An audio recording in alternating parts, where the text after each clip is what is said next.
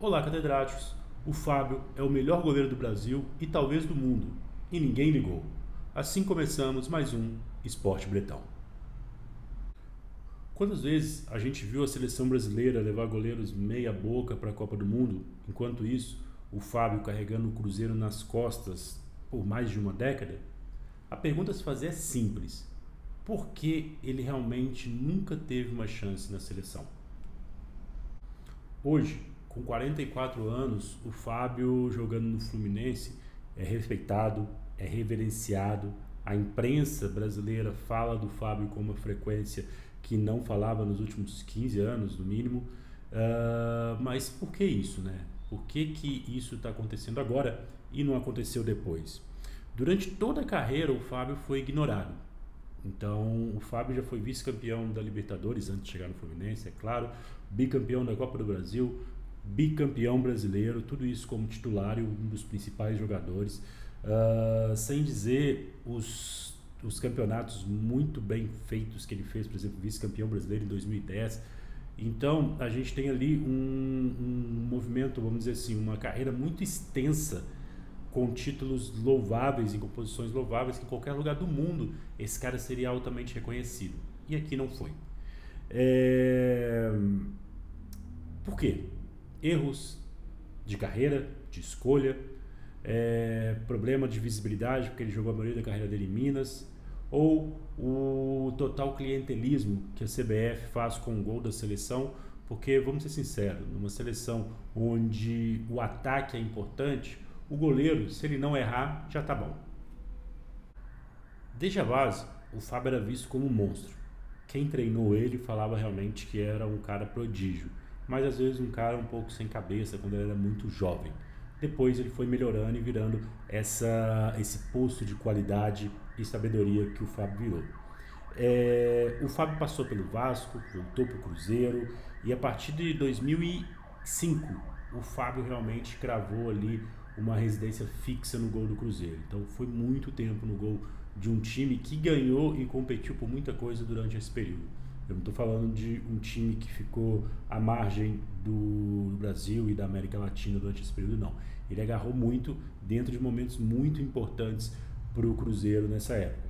Então, o Fábio, por exemplo, ele foi um dos que levou o Cruzeiro à final da Libertadores de 2009.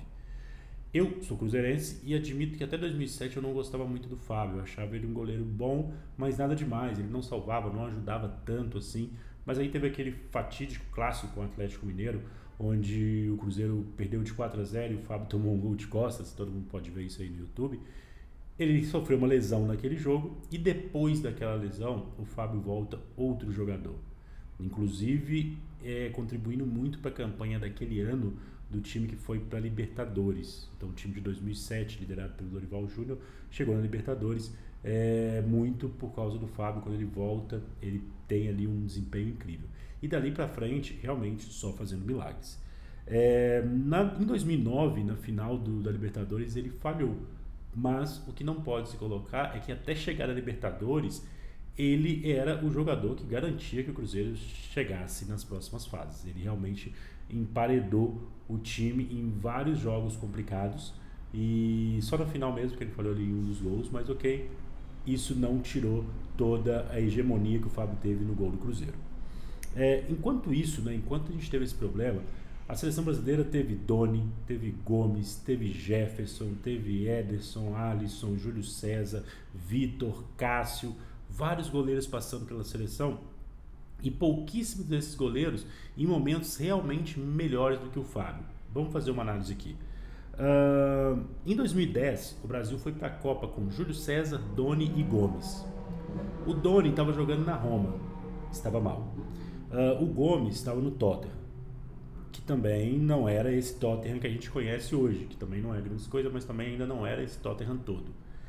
E o Fábio já era o vice-campeão da Libertadores de 2009 e naquele momento já estava passando ali num processo, né, em 2010, do time que seria vice-campeão brasileiro em 2010.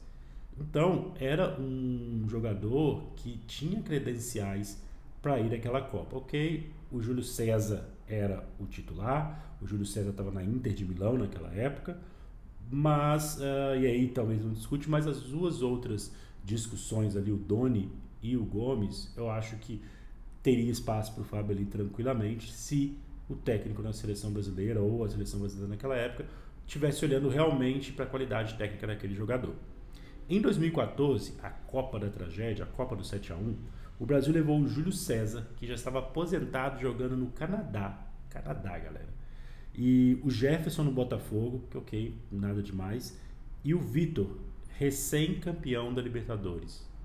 E o Fábio? O que o Fábio estava fazendo? O Fábio tinha sido campeão brasileiro em 2013 e já estava encaminhando para ser bicampeão brasileiro em 2014. Então a gente estava no meio do ano, o Cruzeiro já estava bem à frente ali com, vamos dizer, o time mais forte do país na época.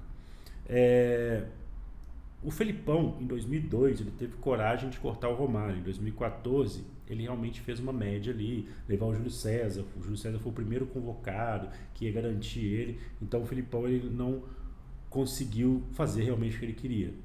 Mas ali você começa a perceber um certo clientelismo que é feito no gol da seleção brasileira. Eu vou explicar isso um pouquinho. Já em 2018, foi Alisson, Ederson e Cássio. Os dois primeiros, ok. Um no Manchester City, o outro no Liverpool, dominando. Mas o Cássio, galera, é um goleiraço. Um goleiraço. Hoje ele está no Cruzeiro, é um goleiro incrível. Mas não era melhor do que o Fábio. Por quê? Quando eu falo de 2018, eu estou falando do Cruzeiro campeão da Copa do Brasil de 2017 e já encaminhando para o segundo título em 2018, sendo o Fábio como um dos principais, ou talvez o principal jogador desses dois campeonatos. Então, em termos de título, de conquista, de domínio, não pode se fazer em toda a Copa, e no momento da Copa do Mundo, o Fábio estava em altíssimo nível conquistando títulos. Aí você pode falar, poxa, filha, mas tem um ciclo, e esse ciclo, no ciclo o Fábio também estava jogando muito. Então a gente não tem, tecnicamente, falar que não era ele, mas por que isso aconteceu? E a ideia nossa é falar aqui realmente qual que é a verdade atrás disso, apesar de não saber a verdade também, mas o que pode ser isso? O problema nunca foi só o Fábio, né? O problema é o Brasil, como a gente faz as coisas, né? O Buffon jogou a Série B com a Juventus e foi convocado para a Copa, que a Itália ganhou a Copa do Mundo, entendeu? Então é um problema nosso da gente, como a gente analisa as pessoas, como a gente analisa tudo, como a gente vê as coisas. No Brasil, a posição de goleiro nunca foi prioridade. A verdade é essa. Você só lembra do goleiro da seleção brasileira quando ele falha. Fora isso, a gente olha para o ataque. Nós somos um país, uma seleção que não admite jogar fechado. É sempre jogando para frente, para frente, para frente, para frente. E quando você tem uma seleção assim, o gol fica nada com nada. Aí você pode falar, poxa, então, se não é importante, por que não colocou o Fábio? Aí entra a nossa cultura quilingue, né? Que é aí a má fé junto com a oportunidade. Então, como ninguém olha pro gol, o gol no Brasil, né, ser goleiro, a posição de goleiro na seleção brasileira, virou um clientelismo. Então, quem está naquela posição assim, ali não necessariamente é o melhor, mas é aquela pessoa que talvez politicamente seja a mais interessante. Seja para o técnico, vide Filipão em 2002, claramente o Dida era o melhor goleiro, um dos melhores goleiros do mundo e o melhor goleiro do Brasil, mas ele levou o Marcão, que era amigo dele, que era confiável, que era um cara que obedece o Filipão e pronto, acabou. Não estou falando que o Marcão não merecia, não estou falando que o Marcão não é uma boa pessoa, mas foi esse clientelismo que levou ele até lá. E aí você tem, por exemplo, um caso emblemático, que é o caso do Alisson. O Alisson foi convocado para a Copa do Mundo, para a seleção brasileira em 2015.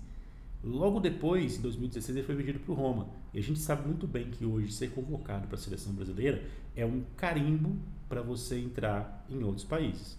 Tem países como a Inglaterra, que se você for um jogador de futebol que nunca foi convocado para a sua seleção, você não joga na Premier League. Então, você tem ali vários empresários trabalhando para que os seus jogadores sejam convocados para a seleção brasileira. No ataque é mais complicado, porque a gente tem grandes jogadores, tem um histórico de grandes jogadores. Agora, no gol, às vezes, ninguém está olhando, né? Com isso, a gente não vai colocar a culpa somente na seleção, mas eu acho que o Fábio não foi reconhecido, principalmente indo para a seleção, por diversos fatores. Então a gente tem aqui, ele jogou o tempo todo no Cruzeiro, onde a gente não tem tanta visibilidade. Os goleiros da época dele tinham mais lobby, e mesmo que jogassem de igual para ele, conseguiam ir com mais facilidade. Teve um caso que falaram que ele ia para o Milan, mas ele recusou a proposta para continuar no Cruzeiro, virar ídolo e por aí vai. Então, são vários fatores que fizeram o Fábio não ser reconhecido como esse grande goleiro que ele é. Agora, o Fábio é um caso raro no futebol brasileiro. Um jogador fiel, vencedor, longevo e que foi ignorado pela seleção, mas mesmo assim continuou firme no seu propósito, fazendo o seu trabalho sem encher o saco de ninguém.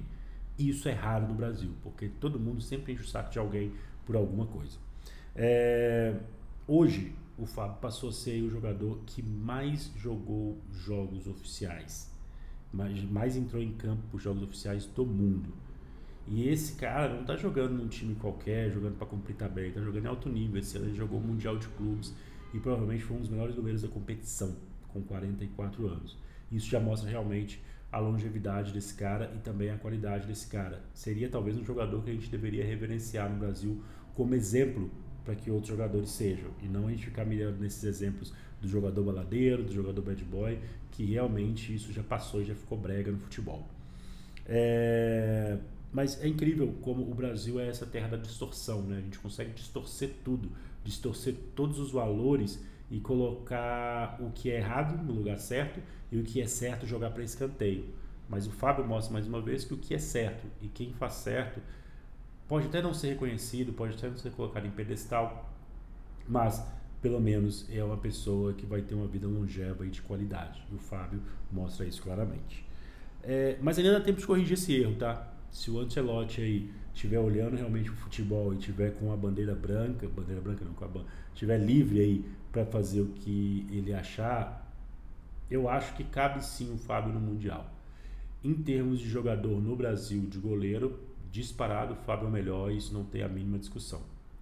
Lá fora, talvez o Fábio brigue aí com o Alisson, que ainda está em grandíssima forma no Liverpool. O Ederson não está mais em grandíssima forma, está sendo preterido no Manchester City, então ele precisa galgar. Mas entre os três goleiros, eu acho que o Fábio, com certeza absoluta, caberia.